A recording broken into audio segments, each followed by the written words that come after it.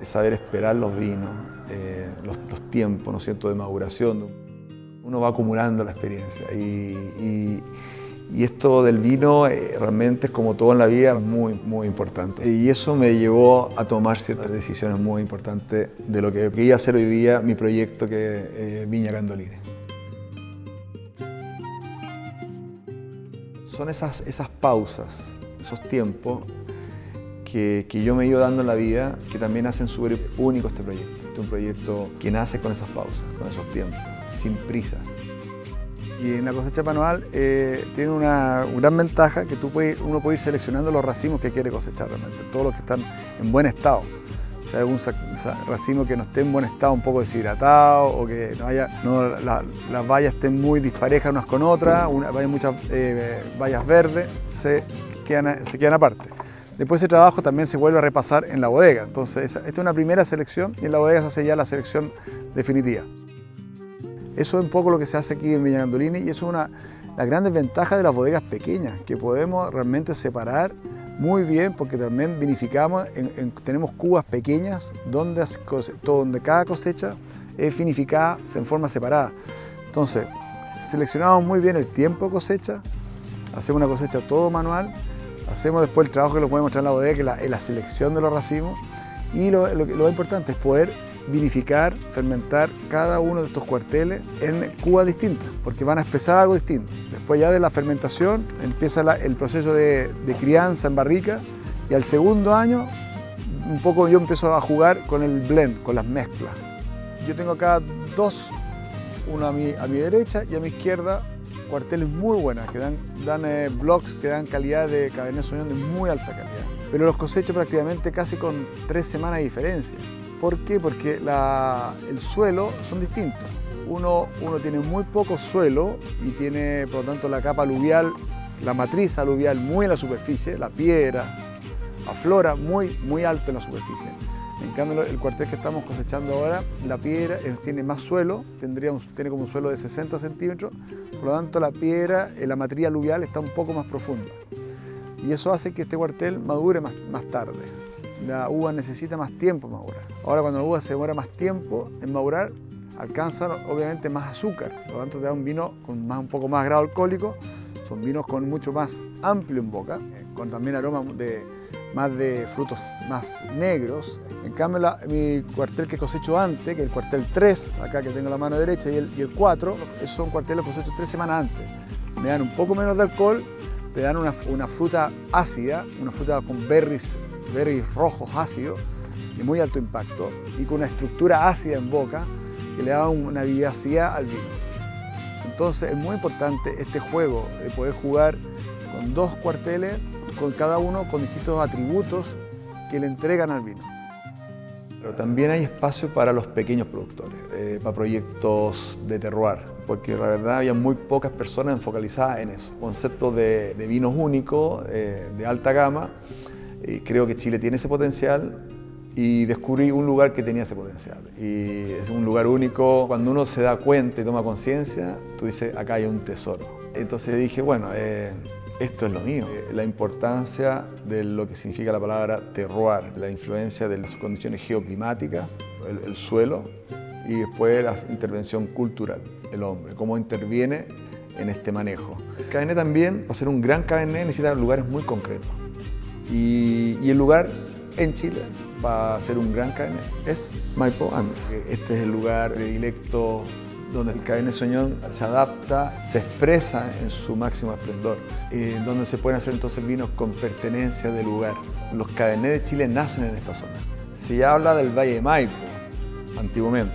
Se empezó después a decir el Valle del Alto Maipo, y hoy día llama específicamente Maipo Andes. Tiene la particularidad de tener condiciones climáticas, tienen los vientos, los aires frescos que bajan por el Maipo, clima seco, árido, alta irradiación, temperaturas altas pero no excesivas, temperaturas frescas de noche, por lo tanto esta gran amplitud térmica día y noche se siente a su gusto. O sea, climáticamente Santiago encontró esas características. Que todo eso incide al final para que la uva madure en una condición específica y por lo tanto te dé un producto específico. Y ahí tenemos algo muy único, que se da solamente en la zona de Santiago, que es el único cono aluvial está en Santiago y después por otro lado de la cordillera está en Mendoza. Hice muchísimas calicatas, que son hoyos, para ver cómo era el perfil del suelo por todas partes. Y me di cuenta que era más o menos una unidad de terroir bien similar. Cuando se dan esas condiciones, entonces toda la energía de la planta después se va a la fruta, entonces ahí nacen los vinos únicos. Por eso yo cuando descubrí ese tesoro, ese campo, y lo vi, dije, esto es aquí, este tipo de suelo, el material vegetativo es poca cantidad, porque crece muy lento y se detiene la planta de crecer muy temprano en la temporada. Entonces después toda la energía va al racimo. Y eso es muy importante, porque al final del día yo produzco 1 kilo por planta.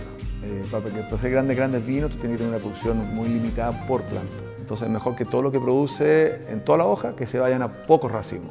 Yo soy de la filosofía que las plantas hay que dejarlas crecer en sus primeros años, como a los niños no hay que estresarlos los primeros años, como a las personas. Entonces hay que protegerlos mucho cuando están en crecimiento, las plantas también, y no las puedes sobreestresar.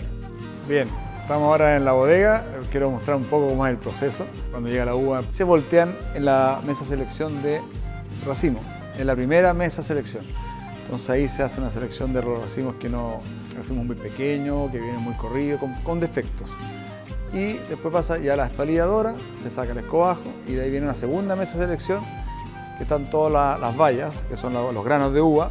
Y ahí caen muchas veces, después de la espalilladora, caen muchos que se llama pedicelo, son pedazos verdes de escobajo, y eso hay que eliminarlo. Se eliminan a mano, o también hay muchos granos chicos que no maduró bien, verde, y ese va por las ranuras. Hay unas ranuras que tienen una con vibradora, y por ahí va y percola y cae el grano chico. En cambio, toda la uva de buena calidad, esa pasa a esta cinta transportadora y cae dentro de la cuba. Nosotros hacemos fermentaciones muy lentas, no tenemos ningún apuro, un poco por la filosofía, nosotros no vamos a hacer las cosas en forma apurada. Entonces el proceso, desde que se llena la cuba hasta que se saca el vino de la cuba, se puede demorar 60 a 70 hasta 80 días. Son procesos muy largos. Entonces esto es una bodega que me permite fermentar cada cuartel, e incluso dentro del cuartel separar, ¿no es cierto?, las hileras y fermentarlas por separado según la madurez que alcanza la uva. Entonces de esa forma uno logra obtener la máxima expresión cualitativa de la uva. Son vinos que me demoro más de 3 años en hacerlo, yo diría 4 años.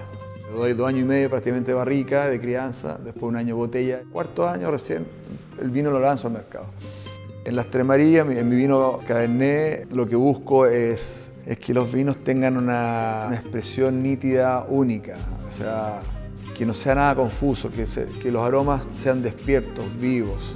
El gesto del equilibrio, de la armonía, el gesto de la profundidad, vinos profundos, con muchas capas, vinos que tú tienes que ir descubriendo.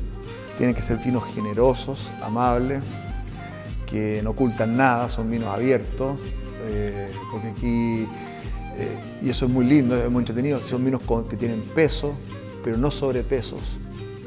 Son vinos con muchas luces, son vinos que tienen entereza, porque tienen movilidad en la boca, no son vinos que se caen al final de boca, no se apagan, son vinos vivos, avanzan y siguen dando muchas sensaciones, al final hay una explosión de cosas. O sea, y esos son los grandes vinos, y esto ocurre con este vino. Son vinos que tienen un potencial de guarda enorme.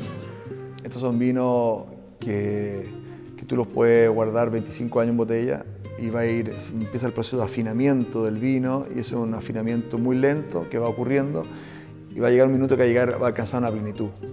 Y cuando alcanza la plenitud, lo que tiene estos Cabernet de Maipo Andes, que después tienen una plenitud que dura muchos años.